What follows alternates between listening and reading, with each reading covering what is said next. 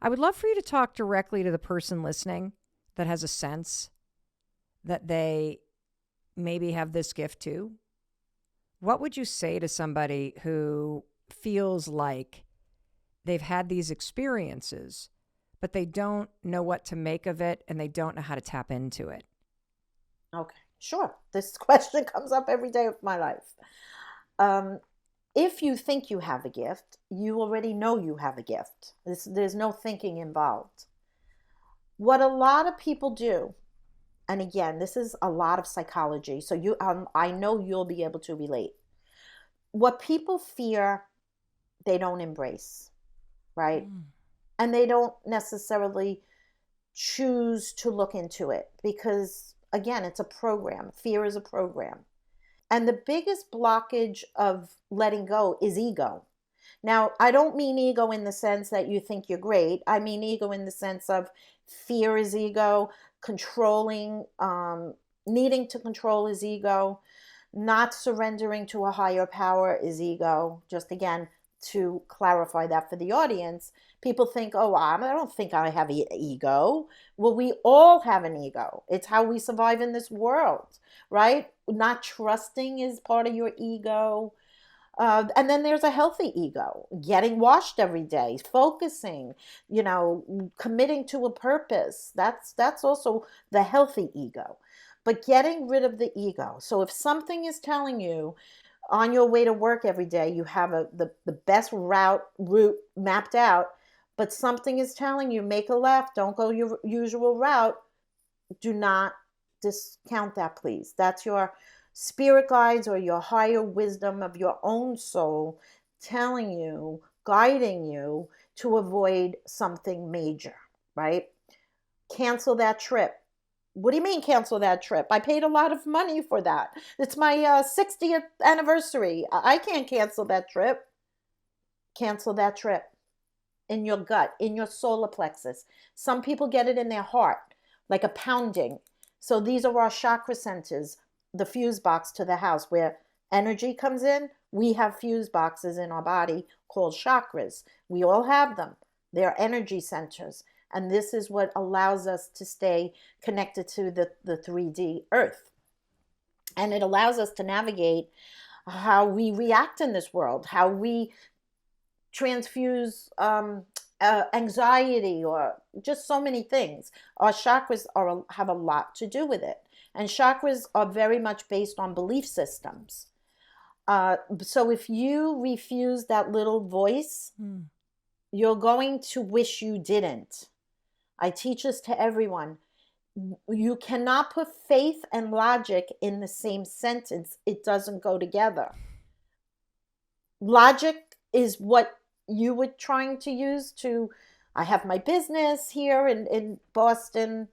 I have I dedicated everything here, but something's telling me to let go of it all Yeah. and go to the next chapter because there's something in that chapter that's waiting for you.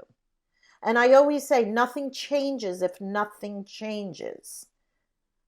And that's the God's honest truth. So we have to get off of the loop of everything we've always done and step out in faith.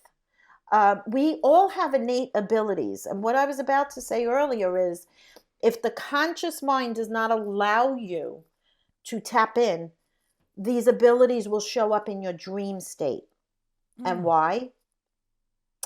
Because the conscious mind, the guard dog, is sleeping. It's put to the side. It's not doing all the logic and the rationalization. The left brain is put to the side, and your psychic awareness will come through precognitive dreams where you have dreams of future events. Do you ever wake up and say, gee, I'm thinking of so and so. Why am I thinking of them? Something in your sleeping state was telling you to call them when you woke up. Wow. So I like to teach people to pay attention while you're awake. Okay. Allow the subconscious mind or the soul to filter through the conscious mind, even if it doesn't make sense. Something is telling you this, even if it's not a voice, it could just be a feeling, right? I work mostly on feelings, which is called clairsentience. You've heard of clairvoyance. That's Yes. where people could see the visions. Yes. Clairaudience is when they can hear the voices. Clairsentience is when you could feel something doesn't feel right.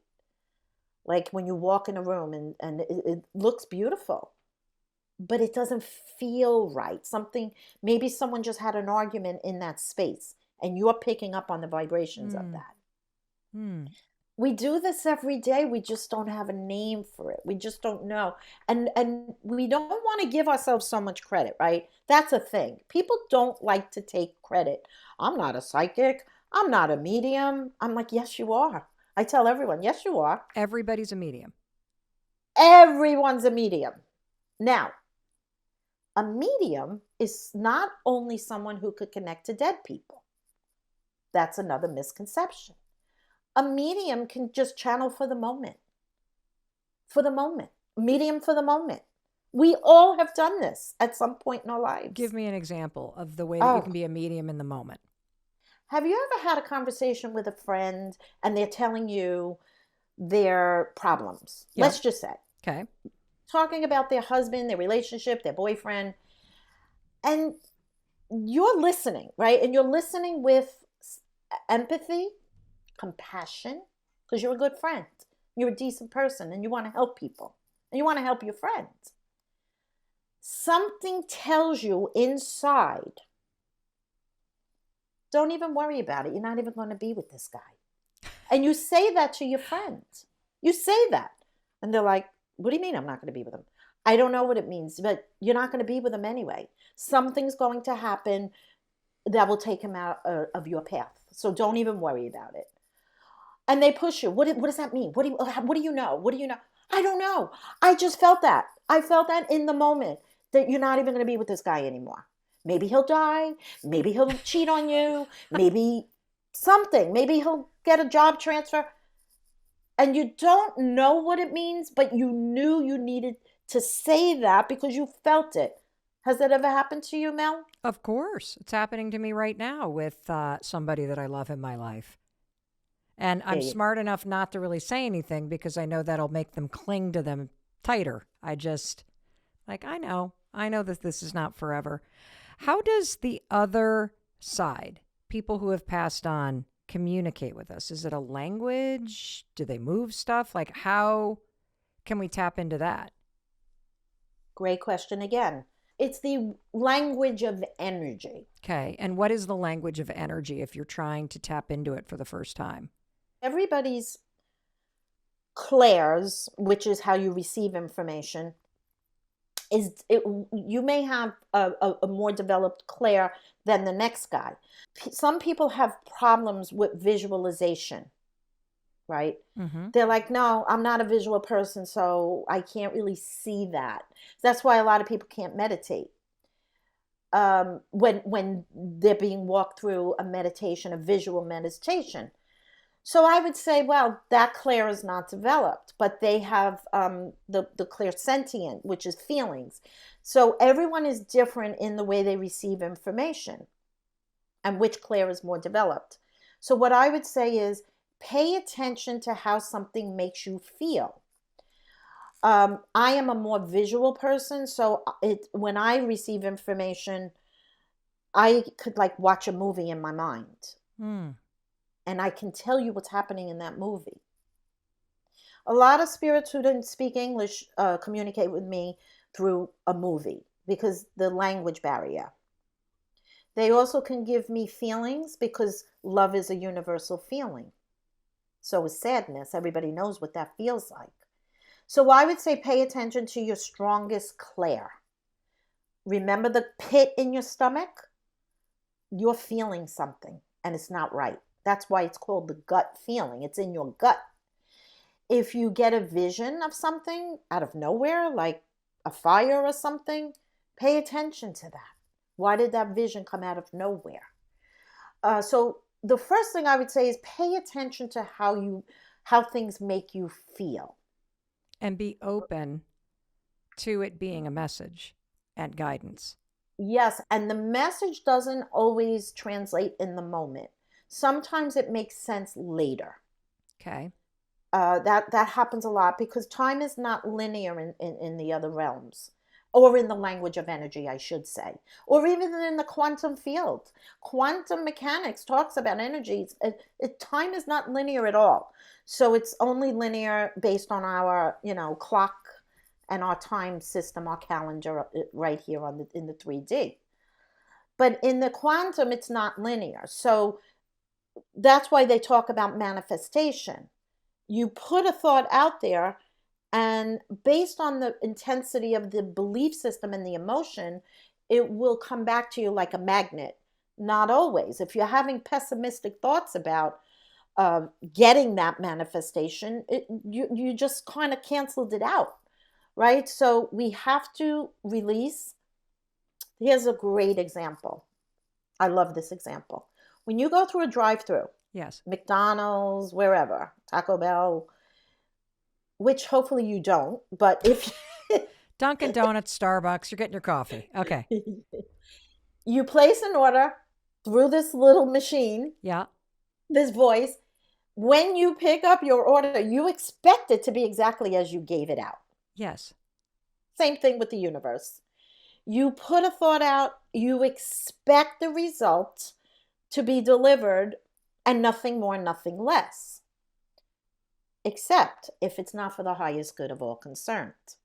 Because the universe won't give to you and take from someone else. It's a fair universe. So it has to always be for the highest good when you ask for something. What does that mean? What if I'm manifesting that, I don't know, that my loved one goes into remission? Okay, that's a good one. If your loved one contracted for a certain exit point in this lifetime, you probably won't be able to manifest that because there's a soul contract with that loved one. I am exiting at this date, at this time, in this manner. What is a soul contract? It's a contract that every soul has before they come to Earth. And the contract is, well, let's talk about you. Me? Yeah, why not? Oh, God. Okay. Maybe in your last life or one of your last lives, you hurt some people with your power or your money or your notoriety. This is maybe hypothetical. And in this lifetime, you're like, you know what? I have to balance that because in the universe is the law of balance. There's no way around that. You could call it karma. I don't like that word, by the way, because you always think of a negative connotation when you say the word karma. It's true. But I like to call it the law of balance. That's why I'm known as the happy medium. Because the happy medium is a phrase that's been coined to find the balance. And if you come back here this time to balance out your soul, you're like, yeah, you know what? I have to dedicate my life to helping people, empowering people. Because I took people's power away in other times. And now I have to teach them how to get it, how to keep their power, and how to bring that into fruition this lifetime. So you're the teacher of that for people, right? So that's one of your soul contracts. Say you had a lover that died at war and he never came back. That chapter is not closed with that soul. So the contract with that soul is, let's go back and get this one right, because we had such a good thing going until you went to war, and my heart has never been the same since. But this lifetime, we're gonna write it out, and we're gonna have, you're not leaving me early, and maybe I'll leave you before you leave me. So they're just agreements, just like we have agreements here. They usually work with other souls, and it also connects to an experience you want to have. There's no wrong or right answer. What experience would you like to have?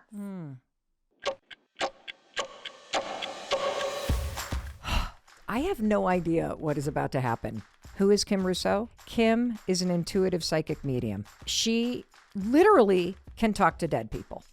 Please, if you're a skeptic like me, drop the skepticism for just the time that you're listening to this.